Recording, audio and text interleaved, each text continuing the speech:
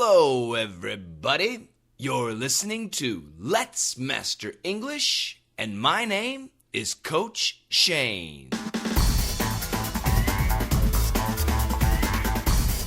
Hello, everybody. Welcome back to the Let's Master English podcast.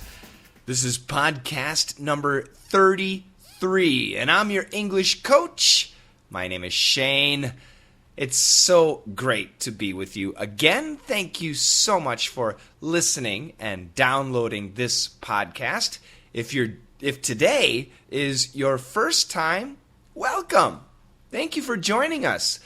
Now, in today's podcast, we of course have a news story. It's pretty interesting. Actually, it's a little bit scary. And then we have some interesting facts from Country Shane. That's right, he's my cousin. He's from the country and he has a country accent. His English sounds kind of funny. And then we have several questions from you. They're all great questions. And then I'll finish up the podcast. And if I have some time, I'll say hi to some of the people who left comments on iTunes. If I have some time. I don't know if I will have time, but I'll see how it goes. So, that's it. Enough chit-chat. Let's begin.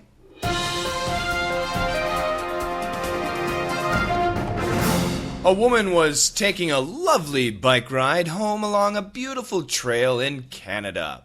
But she wasn't alone. A goose was taking a gander at the woman and decided she had come too close for comfort. The goose attacked the woman, wrapping its wings around the woman's head and knocking her off her bike. The woman, shaken and scarred after her ordeal, isn't too keen on getting back on her bike. A little bit fast, but did you understand? I hope so. Let's listen again. I'll read it slower. A woman was taking a lovely bike ride home along a beautiful trail in Canada. But she wasn't alone. A goose was taking a gander at the woman and decided she had come too close for comfort. The goose attacked the woman, wrapping its wings around the woman's head and knocking her off her bike. The woman, shaken and scarred after her ordeal, isn't too keen on getting back on her bike. All right, so the key word in this story is goose. Goose. Do you know what a goose is? A goose is a bird. It's smaller than a swan and about the same size, and well, some geese are bigger, about the same size as a duck. It's a bird that likes the water. But, yeah. And this bird attacked a woman. That's right. She was on a bicycle and the bird did not like it, so and it attacked the woman and the bird won. It did indeed. Okay, let's take a look at the first sentence. A woman was taking a lovely bike ride. Okay, that's easy. So she was taking a lovely bike ride. She was riding her bike, enjoying a beautiful ride. Where? Home. A woman was taking a lovely bike ride home. She was going home. Where exactly? Along a beautiful trail in Canada. Ah, yes, Canada, very beautiful country, and they have many bike trails. A trail is like a path. And this woman was riding on the path going home. It was a very nice, beautiful trip. But she wasn't alone. Now that sounds scary. Maybe somebody was stalking her. Maybe somebody was watching her. Who is this person that was watching her? A goose was taking a gander at the woman. So who was watching? Not a person, but actually a goose. And a goose is a female goose. It's a type of bird, once again, like a duck or a swan. The goose was taking a gander at the woman. Taking a picture? No. Taking a walk? No. Taking a bike ride? No. Taking a gander. What does it mean to take a gander at something? Gander, Gander. To take a gander at something means to look at something with interest. To look at something carefully, or even to watch something, how it's moving, what it's doing. So this goose was watching the woman. A goose was taking a gander at the woman. And the goose decided she had come too close for comfort. So the woman had come where? Too close for comfort. T-O-O, too close. C-L-O-S-E, too close for comfort. Now what does that mean? Well, can you imagine talking to somebody? Usually if we talk to somebody, how far away are they? Usually about 1 arm's length away. You could reach out and touch the person. But what if the person was right in your face and they're talking to you? Especially somebody who's not a close friend, or maybe somebody whose breath stinks. Oh, yeah, that's too close for comfort.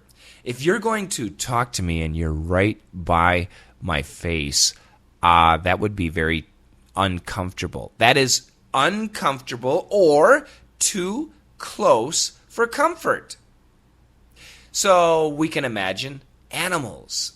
Can you imagine going into a park and seeing a very pretty bird, or maybe a deer, or maybe a bear?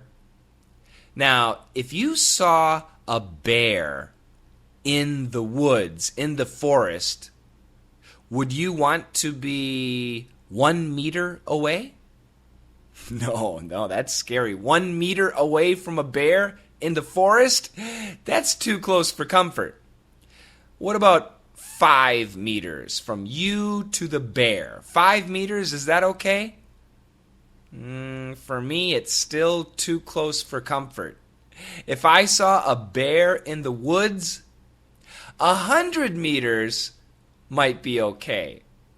Anything closer, that would make me scared. If the bear started walking towards me, I would be scared. So over 100 meters is comfortable.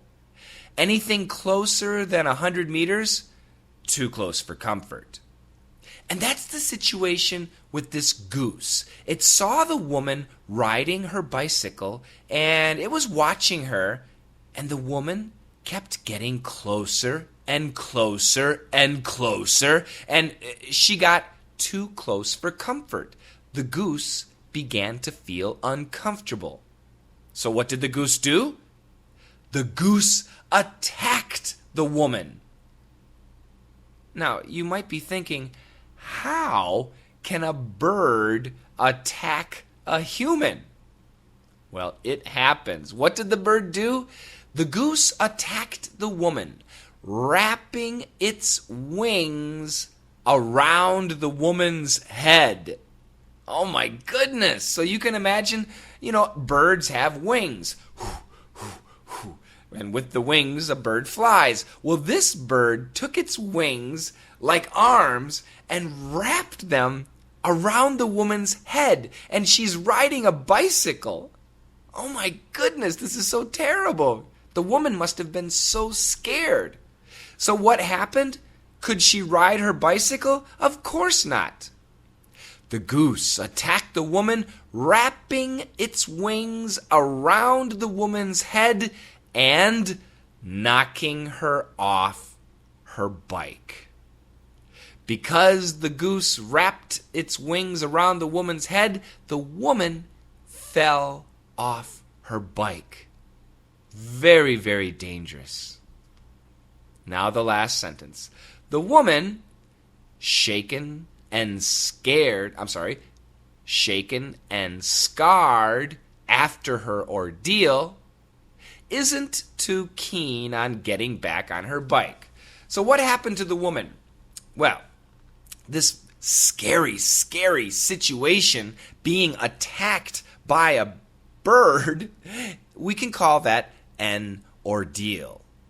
It was an ordeal. An ordeal is a very difficult situation. It could be scary, it could be dangerous, it could be stressful, it could be sad, depressing. A very difficult situation is an ordeal. So this woman, she experienced an ordeal. The bird attacking her was an ordeal. And what happened? She was shaken. S-H-A-K-E-N, shaken. She was traumatized. She was scared. She was jarred. She was nervous. Yeah, so the idea if somebody is shaken, they're very scared and nervous. Their body is shaking. So the woman, shaken and scarred. Oh no, scarred. S-C-A-R-R-E-D. What does it mean to be scarred? Well, when I was a little boy, I remember that my hand was cut by a broken glass. And the cut went across, actually, my finger. Not very much, but it was deep. And that was, 40 years ago. But right now, if I look at my finger, I can still see the mark of when I got cut. That mark on my skin is a scar. That is a scar. So this woman, remember, she was riding her bicycle and this bird knocked her off her bicycle. She got lots of scars on her shoulder and on her face. So this woman is scarred. Every time she looks in the mirror, she will see those marks and she will think of the goose attacking her. So she's still scared and she's scarred. So once again, the woman shaken and scarred after her ordeal isn't too keen on getting back on her bike. So what does it mean to be keen on doing something? To be keen on doing something means to be excited about doing something. So isn't too keen on doing something means not excited about doing something. And in this case, what is the doing? Getting back on her bike. She used to ride her bicycle every day, but now she's not excited about riding her bicycle. She's still scared. What if another goose attacks her? Oh no. Yeah, that's pretty scary. That is scary. Now, many of you know, if you visit my Facebook page, and our Facebook page is ESL Coach Shane, that's C-O-A-C-H-S-H-A-N-E, ESL Coach Shane. A long time ago, I made a video, and I made several videos, and I put them on Facebook. Also for my DDM students, I made a special video, and in those videos, you could see a lake, and you could see many geese. So geese, G-E-E-S-E, is the type of bird. And these geese are called Canadian geese. They're very huge birds. And I would walk right by the geese. I was never scared. I didn't think that a goose could attack a human. So I tell you, the next time I go to that lake, if I see a goose, I'm going to be careful. I don't want to be attacked by a bird. That would be embarrassing and scary. And what if the bird poops on me? Ugh, that would be terrible. I also remember when I was about 16 years old, I was running in the forest. I was a runner. I really liked running, and I liked running in the forest. That was the best place to go running. But one day when I was running, I saw a baby cub. Now, a baby cub is a baby bear. So where I lived in northern Wisconsin, we had lots of black bears. Now, bears are usually afraid of humans. So if a human is around, the bear will run away. But this was a baby bear. So when it saw me, it thought I was a friend. And the baby bear started to come towards me. So I was running and the little baby bear started running towards me. So for a second I thought, oh, it's so cute, I should give it a hug. And then I remembered, the baby bear might be really cute. But if there's a baby bear very close by, there's a mama bear. And mama bears do not like humans touching their babies. So I realized, this could be a dangerous situation. A bear could attack me. So I turned around and ran as fast as I could to get out of there. Fortunately, nothing happened. So wild animals do attack humans when they're scared. And in this case, actually, we don't know if it was a female goose or a male goose. We'll talk about those words later.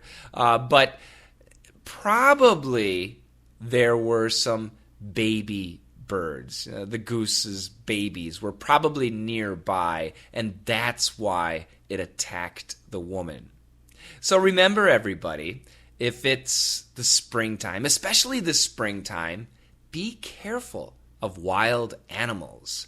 That's when many of them have their babies, and they like to protect their babies. They're not afraid of humans. They will attack. Have you ever been attacked by an animal or a bird? Maybe bees? Ow. Or mosquitoes? Yeah, mosquitoes always bite me. So, or a human? Have you ever been attacked? I hope not. But if you have been attacked or chased by an animal or a bird or an insect, leave a story. Tell us. I would love to hear the story. And if some of you leave a story in the next podcast, I will read those stories. I would love to see them. Don't make it too long. Try and keep it short. And I would love to see them. And I'll pick one or two and I'll read it in the next podcast with your name. Okay? Is that cool? Very good. All right, let's check out the vocabulary again. A goose, Goose. A goose is a type of bird. And once again, we can say goose. A single bird is a goose, but the species is called geese, and the plural is called geese. So if you see many gooses, you should say geese. And if you're talking about swans, ducks, and gooses, no, you have to say geese. Okay, does that make sense? So a goose. And once again, I'll talk about female goose, male goose, baby goose, and many, many gooses. I'll talk about those words. Actually, Country Shane will tell you about those words. Now, take a gander at. To take a gander at something means to look at something with interest, to watch it. Too close for comfort. Something is very near you, N-E-A-R, it's very near you, and it is making you uncomfortable. So when I ride my bike, I can ride on the side of the road or on a bike path. Now, sometimes riding on the side of the road is actually faster because it's straight, and the bike path turns and turns and turns and turns. So sometimes I like to ride my bike on the road. But the problem is there are many cars, and when they drive fast, they're too close to me. It's too close for comfort. So if there's lots of traffic, I ride on the bike path. Because the cars along the road, they're just too close for comfort. They make me uncomfortable. To be shaken. If somebody is shaken, they're scared and they're nervous. They may have been traumatized. Traumatized. And shaken, the spelling for shaken, shaken. Ordeal, O-R-D-E-A-L. An ordeal is a very difficult situation. Isn't too keen to. Keen, K-E-E-N. Shane isn't too keen to what? To live in the desert. Shane isn't very excited about living in the desert. Okay? All right, so we got some great vocabulary. Let's listen to the news story 2 more times. The first time, nice and slow, and the second time, I'm going to say it normal speed. Now, remember, if you subscribe to the newsletter, you will usually get the newsletter the very next day. Parmi makes it, and it takes Parmi a long time to make the newsletter. He does a great job, though. I hope that you have seen our newsletter. You can subscribe to the newsletter by going to www.letsmasterenglish.com/tryddm. And remember, we will send you 8 free DDM lessons, and also you will receive the newsletter every week. So if you don't want the lessons, that's okay. Just ignore it. But every week I do send out the newsletter. So if you have the newsletter, follow along and read with me. Okay? All right. So let's go for it. A woman was taking a lovely bike ride home along a beautiful trail in Canada. But she wasn't alone. A goose was taking a gander at the woman and decided she had come too close for comfort. The goose attacked the woman, wrapping its wings around the woman's head and knocking her off her bike.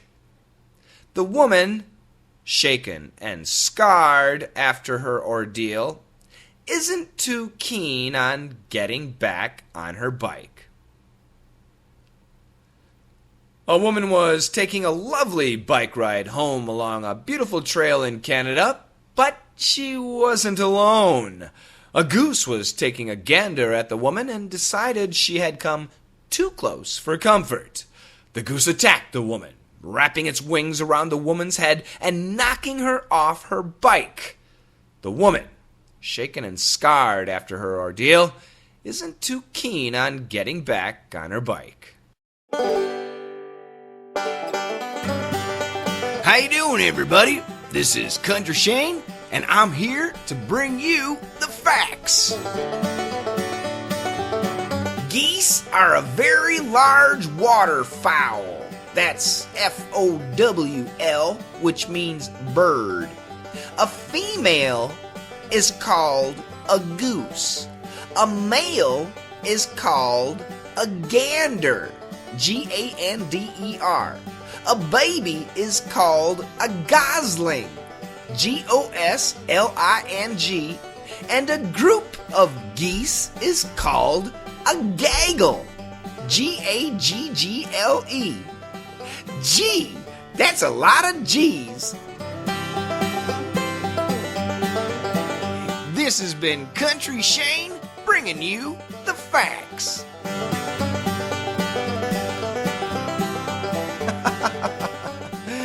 Wow, that is confusing. Yes, there were a lot of G's. So, the bird species, the type of bird, chicken, swan, duck. The species is geese, Geese. And one is a goose, Goose. And the female is called a goose, but the male is called a gander. A baby is called a gosling, and a group is called a gaggle. Oh, why? Why is English so confusing? Yeah, I know, it's terrible.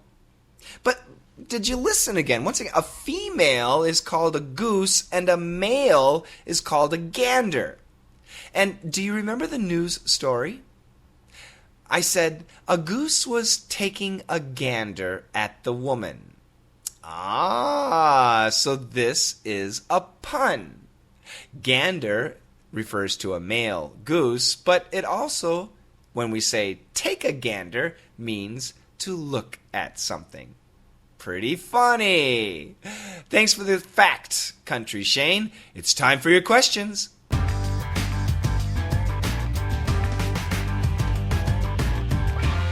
All right, James has a question. Can you help me with the pronunciation of father and farther? F-A-T-H-E-R and F-A-R-T-H-E-R.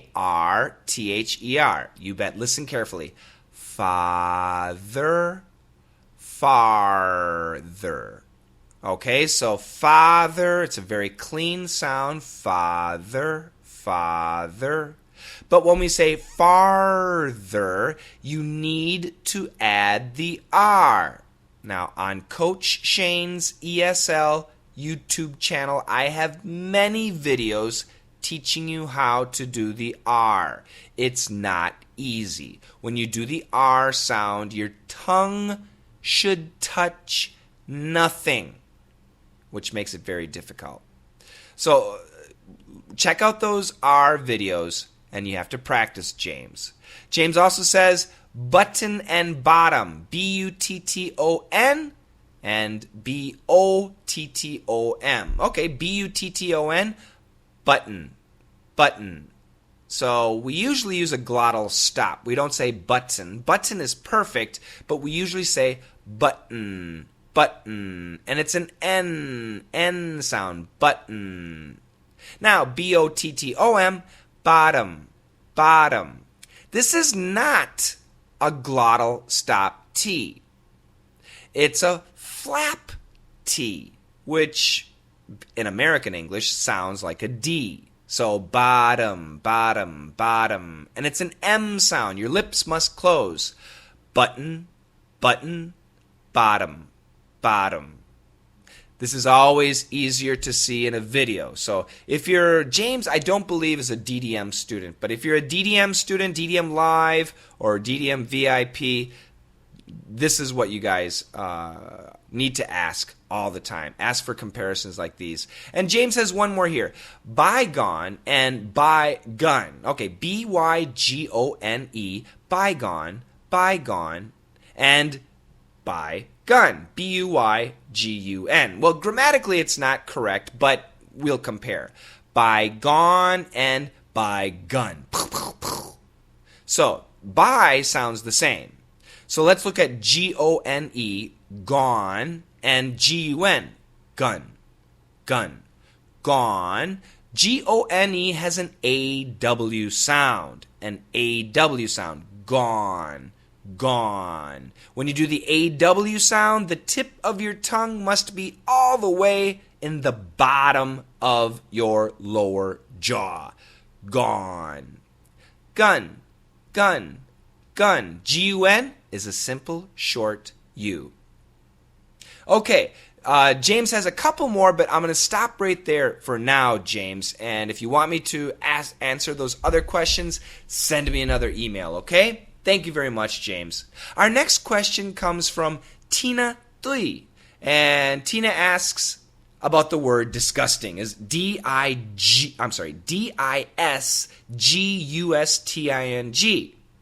Is the pronunciation disgusting with a G or disgusting with a K? That's a great question, Tina, and the answer is both. We really do say both. I've heard disgusting from the G sound. Oh, it's so disgusting. But I've also heard Americans say disgusting with a K sound. So, Tina, of course, the perfect answer is with a G. Disgusting, disgusting, disgusting. But many people do say a K. If you can pronounce it with a G, that's the best way to say it, okay? And Tina has another good question. I took the medication or I took the medicine. Which is better, medication or medicine? Okay, well, medication and medicine, they mean the same thing. There's no real difference, okay? Medicine absolutely refers to a pill or some liquid, but medicine can also refer to tea. Yeah, tea. So sometimes people drink tea as an herbal medicine.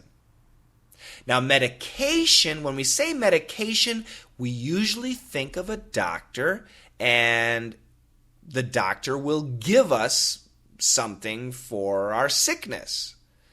Medication is the noun form of the verb to medicate. And when we say medicate, once again, we usually think of doctors. So, Tina, if you're a doctor, you will probably use the word medication a lot. If a doctor gives you some medicine, you can say, this is the medication my doctor gave me. But in general, Tina, medicine is the most common word for the typical person. So for me, I would say, I don't know, Tina, maybe 90% of the time I say medicine, 10% of the time I say medication. Okay? I hope that answers your question.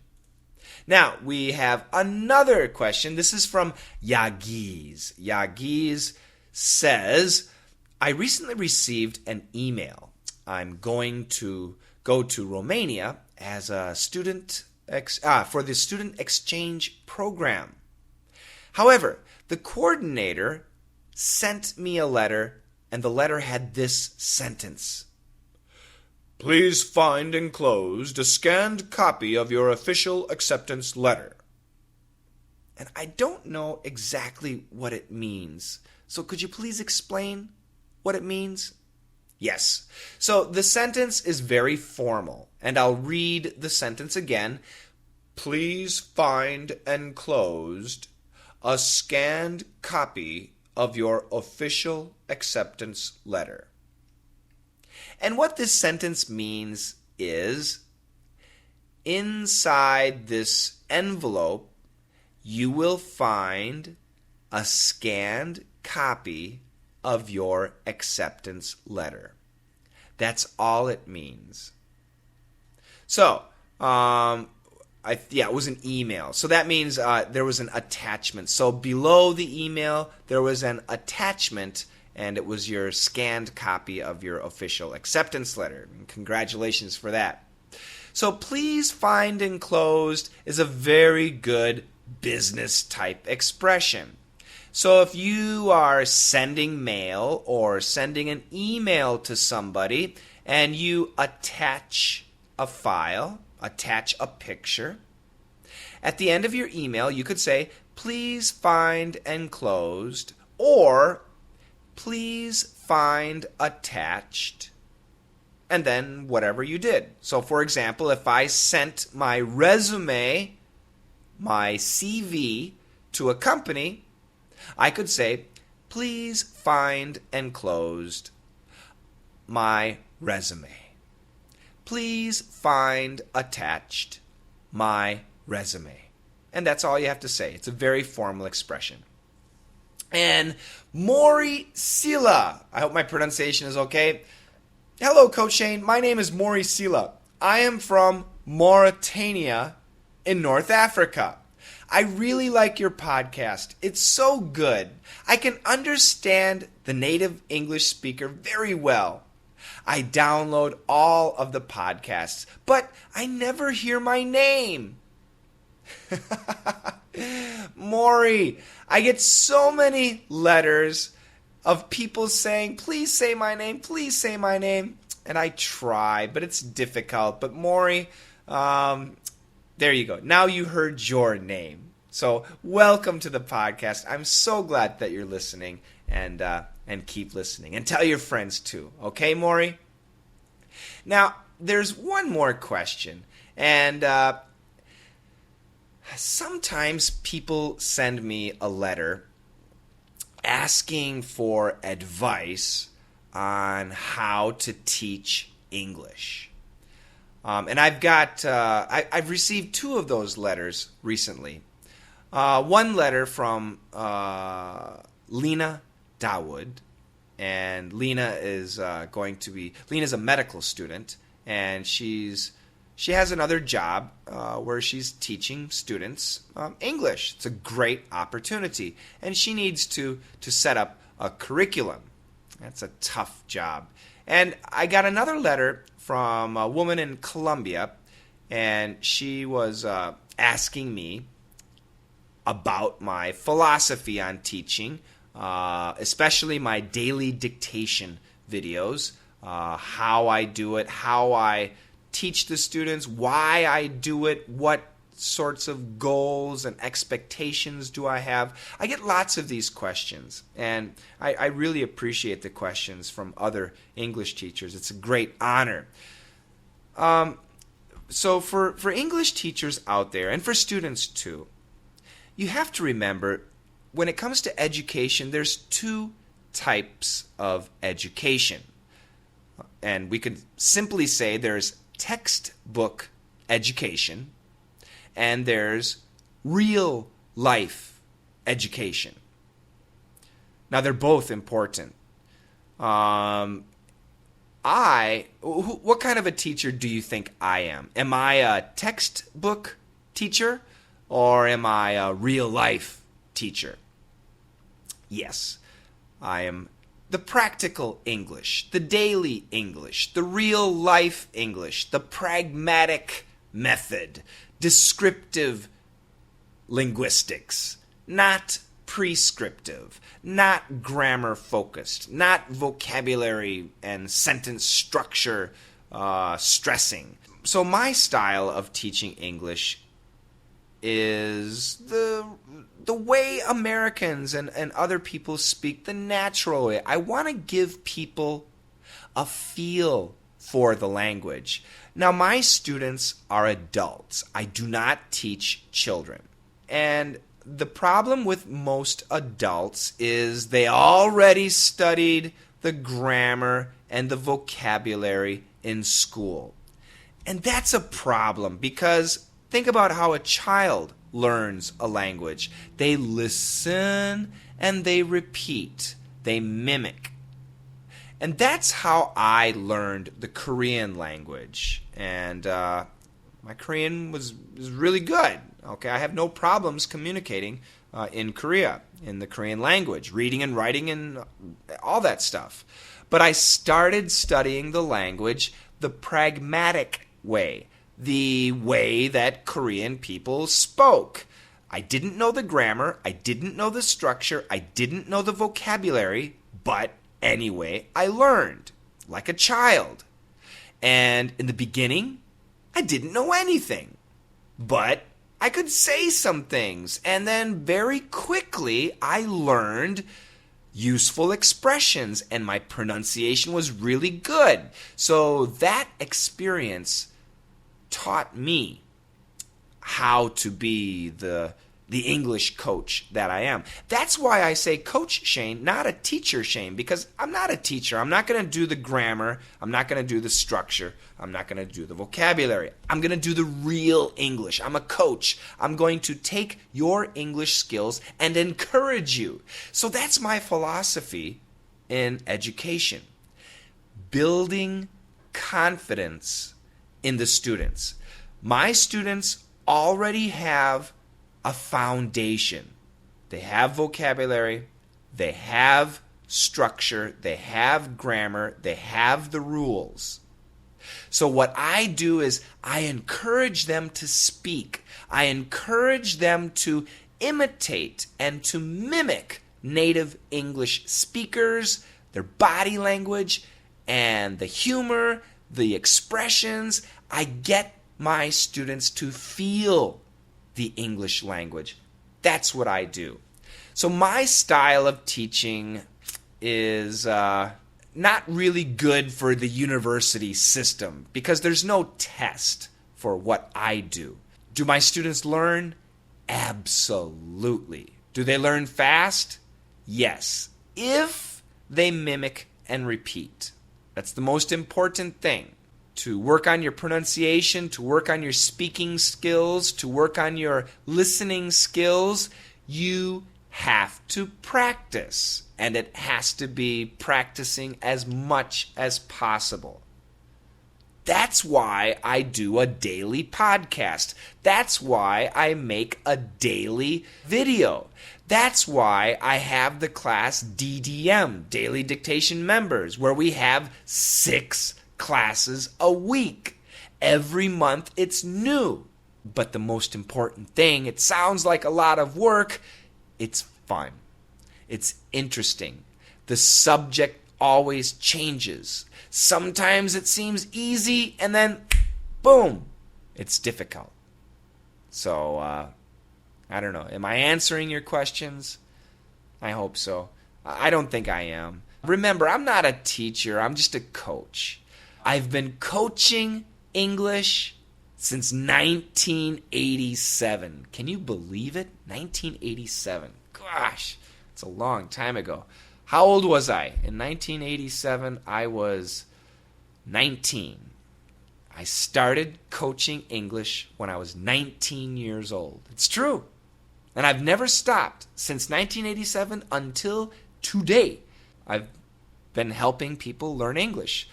Lots of Korean students, lots of Chinese students, lots of Europeans. And now on the internet, thanks to you guys, it's my full-time job. And I love it. I really enjoy it.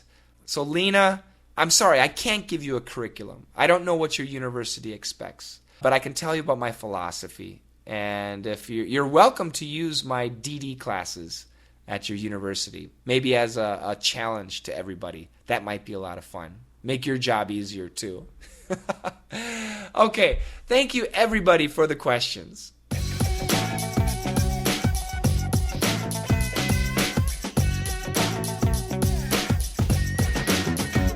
Yeah, this has been a long lesson again, so I'm going to save the introductions from iTunes to next week. Don't worry, I have all of you on my computer, and I will introduce your names next week.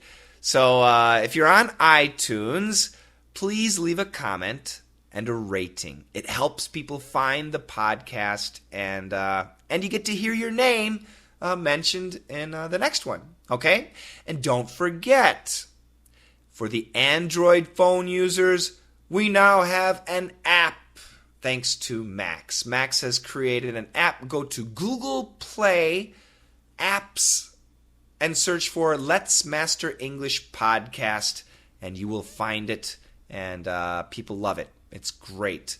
Max is going to upgrade it so that you can receive the PDF file. You don't know about the PDF file? That's the transcript. That's right. We have a group, a fantastic group of English learners just like you that every week get together and dictate this entire podcast. They go by little section by little section. If you're interested in helping the dictation team, anybody can join, anybody. Go to Google Plus. Google Plus Communities, Let's Master English. Join the community and just search around. You'll see a message about the Let's Master English Podcast 33 transcript, and join the transcript team. We have all the transcripts for all the podcasts if you go to our web channel. Our web page is www.letsmasterenglish.com. All the PDF files are there. And our web page it needs to be upgraded, but it's very expensive, and we need to I want to do a great web page that is updated daily with all my videos and all my podcasts, and it's going to take a lot of money, and that's an ongoing expense, a continual expense. So I would love it if you can help support the website. I do lots of free stuff, and I will, don't worry, I will keep doing free things. Making the videos, making the podcasts. But now remember, it's free for you, and that's great, but it does cost me money. I have to spend money on software. I have to spend money on hosting and the podcasts. I have 2 podcasts, so that's 2 expenses that I have to pay for every month. And my software, I use Sony Vegas as my software, and I just purchased a new upgrade for that software. So I have lots of expenses. Of course, electricity and lighting and microphones and cameras and everything. If you have $1 a month that you could send in order to support the Let's Master English family, that would be awesome. I would really appreciate it. If you have $2 a month, excellent. But seriously, $1, it would mean so much. That's 3 cents a day, something like that. And once again, you can go to www.patreon, that's patreon.com, so www.patreon.com/Coach Shane. That's COACHSHANE. And you can become my patron, become my sponsor. And there's a place where you can put in $1 amount. You can pick $1 or pick $2 or whatever it is. I don't remember what it is. You can pick $50. But remember, at the end of every month, they will charge you. And it's automatic. So if you say, I'm going to give Shane $1,000, thank you so much. But remember, they're going to take $1,000 out this month, and then next month, they're going to take another $1,000. And I don't know if they give a return. I don't know if they do that. So be careful. You think about that. Think about how much you're giving. But so the first month, $1,000, and then you can change to $1. But anyway, if you can help, I just thank you so much. Okay, that's it. Time to go. You guys have a fantastic week, and let's master English.